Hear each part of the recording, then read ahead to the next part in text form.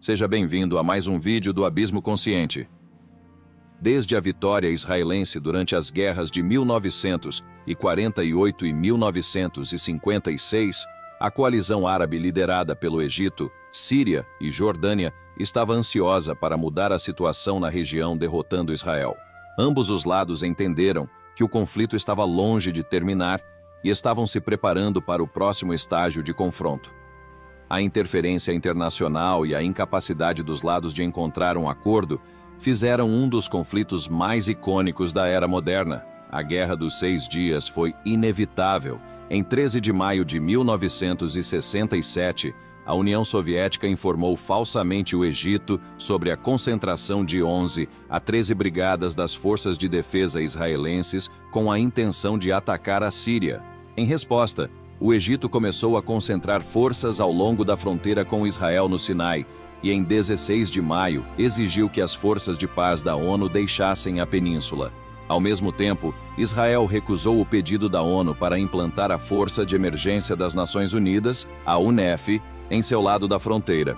Nos próximos dias, Egito, Israel, Jordânia e Sudão começaram a mobilização de suas forças.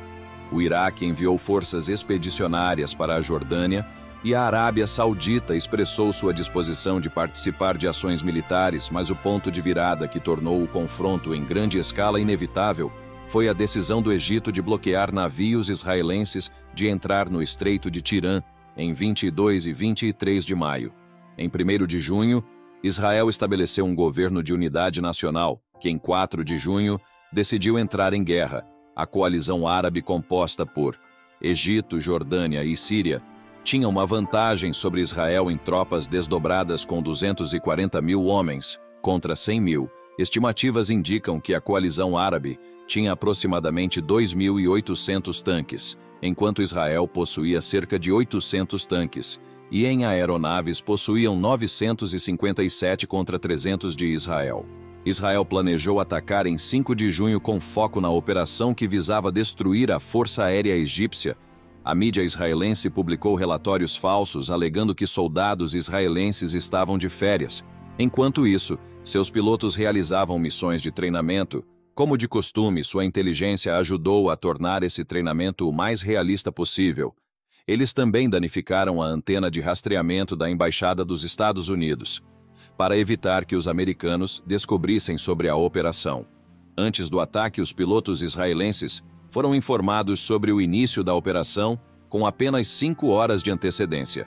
Ao mesmo tempo em que o sistema de defesa aérea egípcio foi efetivamente desligado em 5 de junho, quase 200 aeronaves israelenses atacaram 14 aeródromos egípcios e os pegaram totalmente desprevenidos. 338 aeronaves egípcias foram destruídas e 100 pilotos foram mortos em 3 horas. As forças aéreas jordaniana e síria atacaram Israel em retaliação às 11 horas do dia 5 de junho.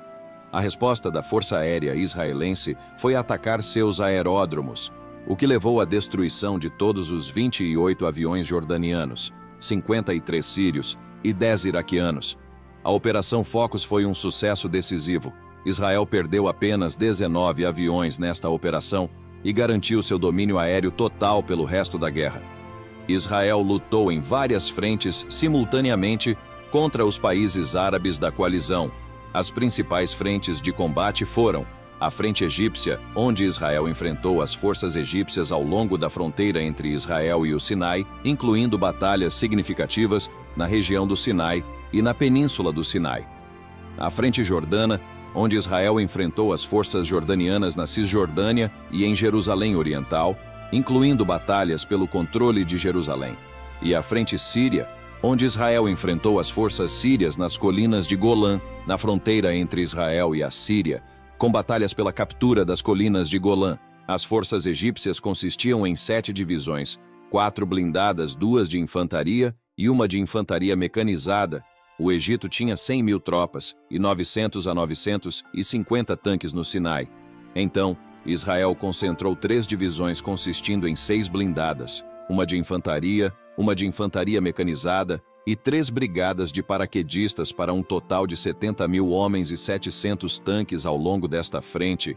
O plano de Israel era pegar os egípcios desprevenidos, atacando simultaneamente com ataques aéreos e atacando através das rotas do norte e centro na península do Sinai, em vez das rotas do centro e sul usadas durante a Guerra do Sinai. No dia 5 de junho, às 7h50, a divisão israelense mais ao norte, consistindo em 3 brigadas, Israel começou seu avanço em direção a Al-Arish através de Gaza, com o objetivo de cercar Khan Yunis. Os egípcios ofereceram pouca resistência, pois sua inteligência concluiu que este era um desvio em vez de um ataque principal. No entanto, logo a resistência contra a 60ª Brigada Blindada aumentou. Isso não impediu as forças israelenses de chegarem ao entroncamento ferroviário de Khan Yunus. 4 horas depois, as forças de defesa de Israel avançaram sobre Shia Zayed e derrotaram a feroz resistência egípcia graças ao domínio aéreo. A estrada para Al-Arish foi aberta às 8 horas do dia 6 de julho. Elementos do 79º Batalhão Blindado e da 7ª Brigada entraram na cidade silenciosamente. De repente, os egípcios começaram a atirar das sacadas e janelas e houve uma pesada batalha pelo controle da cidade. As forças de defesa de Israel só conseguiram assumir o controle total da cidade depois que reforços foram enviados. Uma das divisões mais ao norte continuou o avanço no Canal de Suez, enquanto o segundo grupo virou mais ao sul. No dia 6 de junho, a 38ª Divisão Blindada Israelense, com 14.000 homens e 150 tanques, sob o comando do Major-General Ariel Sharon, foi confrontado pela 2ª Divisão de Infantaria Egípcia, composta por 16.000 soldados e 90 tanques. Israel avançou com sucesso em direção a Abu Egal. Os paraquedistas desembarcaram atrás das posições egípcias e semearam confusão suficiente para enfraquecer a artilharia da defesa egípcia. Foi seguido por uma feroz batalha de tanques que terminou em uma vitória israelense com 40 tanques egípcios e 19 israelenses destruídos. As forças egípcias no Sinai ainda estavam praticamente intactas, mas seu marechal de campo Abdel Hakim Amer entrou em pânico e ordenou a retirada de todas as unidades do Sinai. Depois de ouvir sobre a queda de Abu Egal, a ordem tinha sido de retirada, o que apenas diminuiu as capacidades defensivas das tropas egípcias. Durante os dias seguintes, as forças de defesa de Israel continuaram seu avanço para o oeste e infligiram pesadas perdas às tropas egípcias, apesar da sua forte resistência. O bombardeio pela aviação israelense e a retirada descontrolada enfraqueceram a moral das tropas egípcias. Em vez de capturar os egípcios em retirada, as forças de defesa de Israel decidiram capturar 3 passagens do Sinai para o continente egípcio e enfrentar as tropas egípcias lá. Embora as forças de defesa de Israel não tenham sido capazes de impedir todas as tropas egípcias de cruzar, essas passagens se tornaram um campo de matança. Com 10.000 egípcios sendo mortos em apenas um dia, a captura do Sinai foi concluída com sua conquista em 7 de junho. Em 9 de junho, o Conselho de Segurança da ONU conseguiu um armistício entre ambos os lados. Israel queria evitar o confronto com a Jordânia e a Síria antes de derrotar o Egito, mas o ofício de neutralidade para a Jordânia foi rejeitado como o presidente egípcio persuadiu o rei Hussein da Jordânia que o Egito tinha uma vantagem contra Israel. Na manhã do dia 5 de junho, ambos os lados começaram a atirar, mas Israel tentou uma última tentativa de evitar o confronto com a Jordânia, passando sua mensagem pedindo paz através do representante da ONU. O rei Hussein respondeu que era tarde demais e a força aérea jordaniana já estava a caminho. A aviação jordaniana e iraquiana começaram a bombardear Jerusalém Ocidental, controlada por Israel, o que causou 16 baixas militares e 20 civis, com 900 edifícios danificados. Israel respondeu com seu próprio ataque aéreo, que danificou a infraestrutura da aviação militar da Jordânia e garantiu o domínio aéreo israelense. Jerusalém Oriental era controlada pela Jordânia na época e pelo exército jordaniano. O Batalhão de Reserva 161 de Israel tomou a casa do governo apesar das pesadas perdas e forçou os jordanianos a recuarem para Belém. Mais tarde naquele dia, Israel cercou o leste de Jerusalém com a Brigada de Jerusalém do Sul, a Brigada Mecanizada e a 55ª Brigada de Paraquedistas do Norte. Uma batalha feroz ocorreu por munição.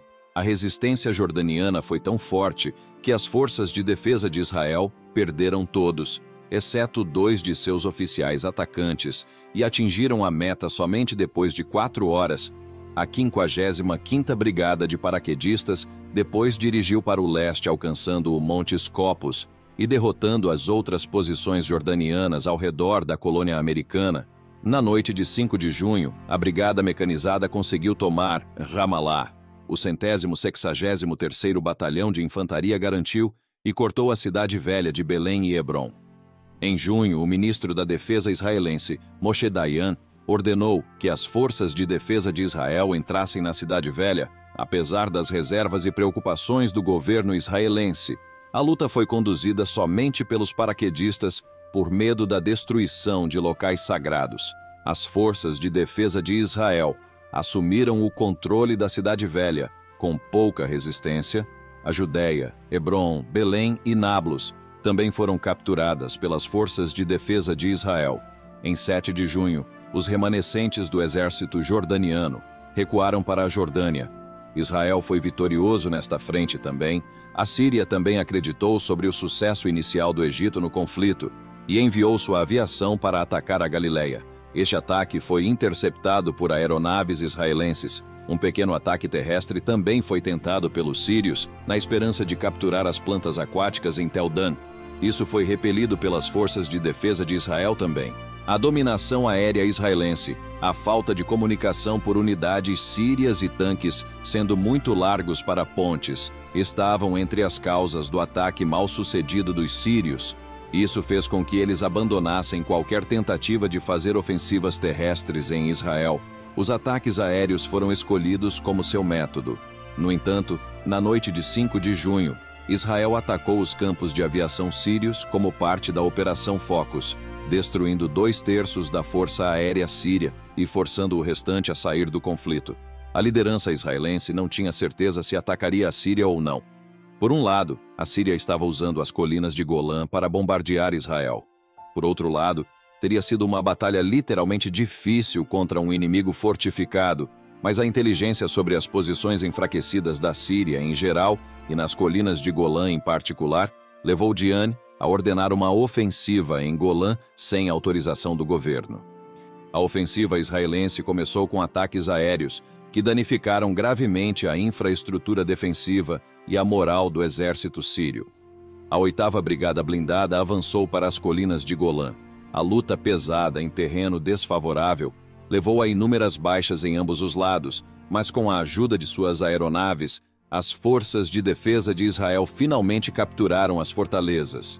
No setor central, Israel tinha 8 brigadas prontas para um ataque à segunda linha de defesa. Logo, um cessar-fogo foi negociado em torno da chamada Linha Púrpura. No dia 11 de junho, todas as ações militares foram interrompidas. Até então, 983 israelenses, 15.000 egípcios, 700 jordanianos e 2.500 sírios foram mortos em ação. Israel obteve uma grande vitória, tomou a faixa de Gaza, a península do Sinai, a margem oeste do Rio Jordão, incluindo Jerusalém Oriental e as colinas de Golã. Cerca de 1 milhão de árabes foram colocados sob o controle direto de Israel nos territórios recém-capturados. A vitória israelense veio como resultado de uma liderança militar mais eficiente, melhor preparação de tropas e inteligência, mas a Guerra dos 6 Dias não foi de forma alguma o último conflito. Em apenas 6 anos depois, o confronto se transformou em outra guerra. Estamos planejando fazer mais vídeos sobre guerra moderna, então certifique-se de estar inscrito em nosso canal. Gratidão a todos os nossos apoiadores no YouTube que tornam possível a criação dos nossos vídeos. Este é o canal Abismo Consciente e nos vemos no próximo vídeo.